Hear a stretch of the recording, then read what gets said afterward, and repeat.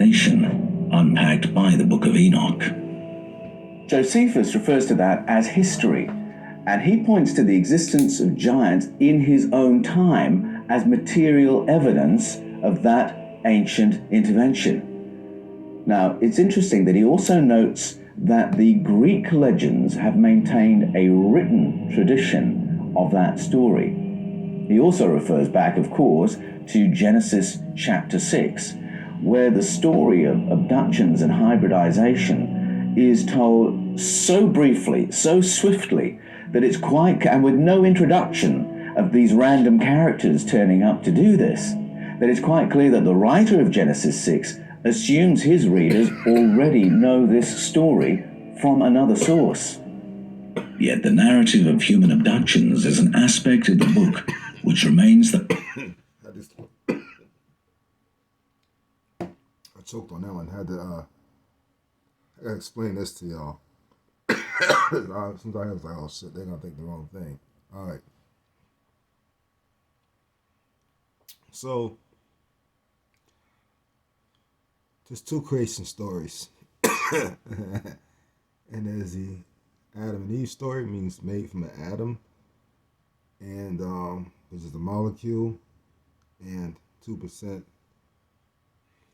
of melanin, and which is really not a lot at all, and made up of other things, including fallen ones.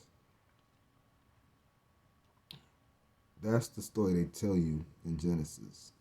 They're not telling you our story. If you want to read the real story, you have to get an older book. And I actually taught that story already. Okay, because we appeared as light. The devil and his children and his buddies plotted against us after the other good guys already bowed down to us. We were supposed to be taking all their place. And they did not want it to be up to us to decide what happens, not only just on planet Earth, but all over all the rest of the galaxies. The hardest for many to process.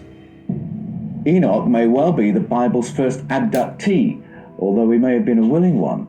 When we read chapters 18 and 81, we see Enoch being given a year's notice before the watchers take him. If we go to Genesis and read chapter 5, verse 24, it tells us this about Enoch. It says, Enoch walked 365 years, and then the Elohim took him away. Now that word Elohim means the powerful ones. So the fallen ones, the Nephilim, the Anunnaki, Mr. E, the devil, the snake, reptilian, shapeshifters. Watchers in the book of Enoch are among the Elohim, the powerful ones of the biblical narrative.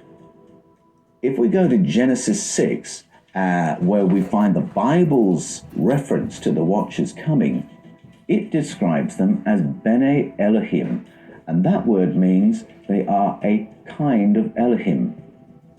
So the watchers of the book of Enoch are Bene Elohim or Elohim in the biblical text.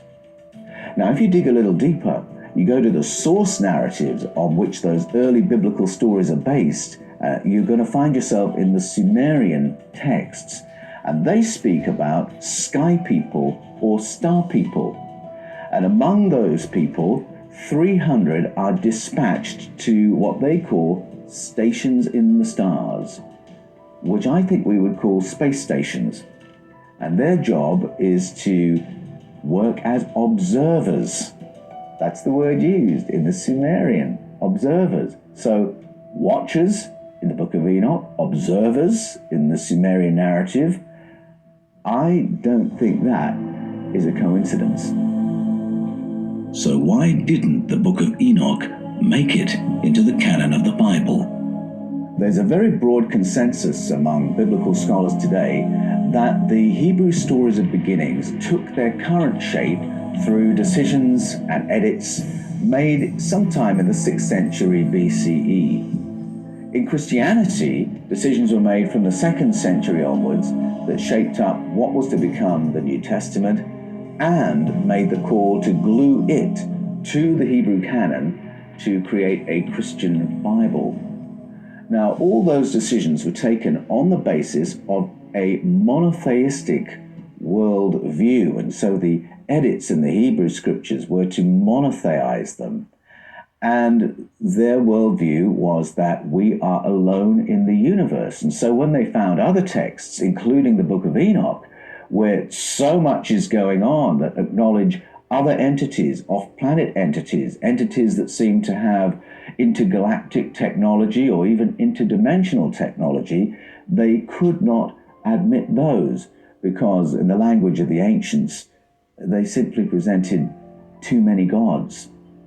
My book, Escaping from Eden, argues that this edit, made in the 6th century BCE of the Hebrew canon, may have solved the problem of too many gods, but by conflating the idea of God with these other ET entities, which in the Bible are just a translation away from being blindingly obvious, by doing that, the editor has taken the ET narrative and pushed it almost out of sight. And at the same time, he hopelessly confuses how we understand God in the Bible, because we end up blaming God for things that were really the responsibility of ET entities in their interactions with ancient human beings. Bam. So people think the Creator comes against the people and try to destroy the people, but the fact is the devil's been doing it all along. And the Creator's not happy with it. And that's why it was time for us to wake up. When the supernova happens, we're going to get these abilities. And the devil knows this is why he's trying to stop it. He was trying to change people.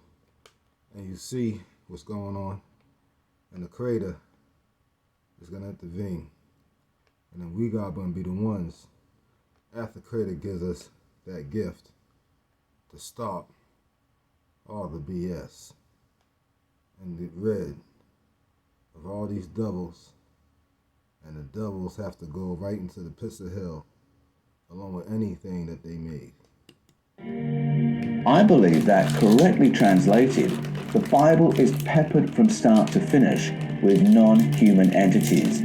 Think about the Nephilim, the Anakim, the Elohim, the Bene Elohim, the Sky Council, the one like a human being in the book of Ezekiel.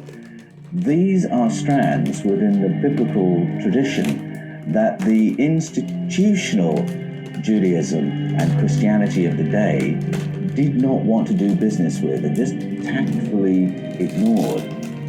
The book of Enoch, by being so specific about them, blows all that open.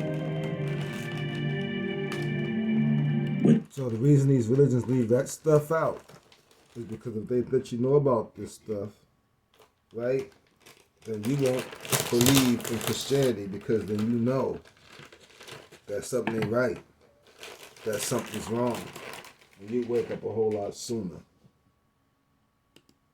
The worldview that says there's no such thing as an ET, monotheizing the canon of the Bible, had to mean excluding these other narratives. Why was the narrative of ancient ET contact suppressed? What was so taboo about reporting the Watcher's role in our great leap forward? Why was the narrative of human abduction and hybridization allowed to remain in other indigenous mythologies around the world, but excised from Judaism and Christianity? And what agenda did that secrecy serve?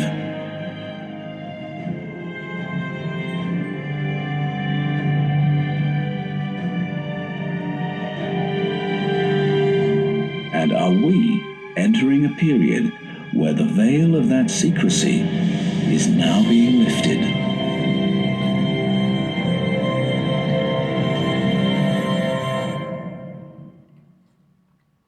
Thank you for watching The Fifth Kind.